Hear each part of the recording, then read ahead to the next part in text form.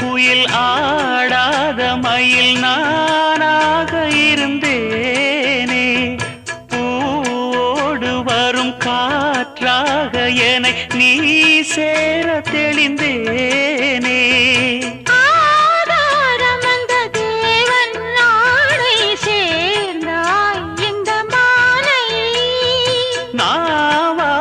ருசித்தேனே தேனை தேர்ந்தேன் இன்று நானே வந்த துணையே வந்து அணையே